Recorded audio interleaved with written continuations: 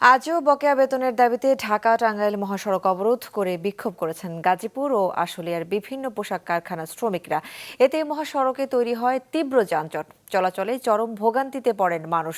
গাজীপুর প্রতিনিধি ফারদিন ফেরদৌসের পাঠানো তথ্য ছবিতে ডেস্ক রিপোর্ট।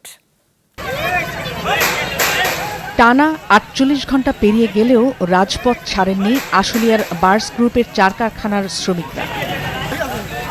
বকেয়া বেতনের দাবিতে গেল সোমবার সকাল ৮টা থেকে টানা ৫৩ ঘণ্টা ধরে ঢাকা টাঙ্গাইল মহাসড়ক অবরোধ করে রাখেন আশুলিয়ার বার্স গ্রুপের ৪ কারখানার শ্রমিকরা। পরে সেনাবাহিনীর আশ্বাসে অবরোধ তুলে নেন তারা। এদিকে আজ সকাল থেকে ঢাকা টাঙ্গাইল মহাসড়কে গাজীপুরের চন্দ্রা এলাকায় বিক্ষোভ করেন নায়াগ্রা টেক্সটাইলের শ্রমিকরাও।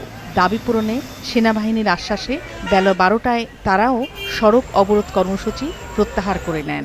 তবে এখনও কারখানা খোলেনি। আমাদের ৩ মাস ধরে বেতন বাকি, স্টাফের ৪ মাস ৫ মাস ধরে বাকি, অবহেলার মধ্যে ফালায় রাখছে আমাদেরকে।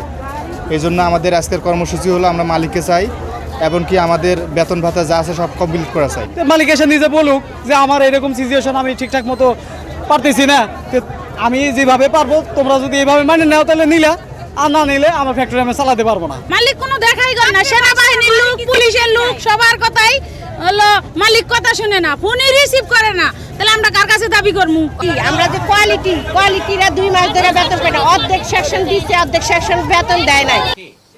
অন্যদিকে পোশাক কারখানায় অস্থিরতা দ্রুত কেটে যাবে বলে আশাবাদ জানান শ্রম ও কর্মসংস্থান সচিব।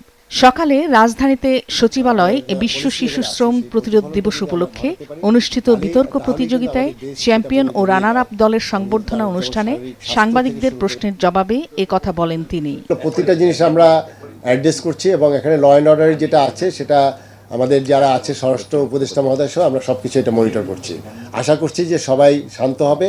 আমাদের দেশে উৎপাদনের পরিস্থিতি যেটা দরকার, আমাদের ইকোনমি বাঁচানোর জন্য আমাদের শ্রমিক পক্ষ, মালিক পক্ষ সবাইকে আমরা অনবোর্ড করে আমরা এটা নিরসন করব। শ্রমিক বিক্ষোভের কারণে প্রায় প্রতিদিনই মহাসড়কে তৈরি হচ্ছে তীব্র যানজট। এতে চলাচলে চরম ভোগান্তি পোহাচ্ছেন ওই পথে চলাচলকারীরা। ৬-৭ ঘন্টার মতো বসে আছে। আমরা তো 2 দিনে ওইদিকে খাওয়া না খাওয়া রাস্তায় বসে রয়েছি, অনেক জাম, খাওয়া নাই, দাওয়া নাই, এদিকে গোসল নাই। এখন এইদিকে চান্দ্রা থেকে এই অবস্থা হলে তো জনগণ বাঁচবে না আসলে।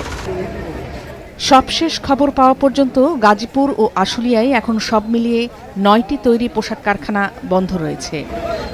মাছরাঙা নিউজ ডেস্ক।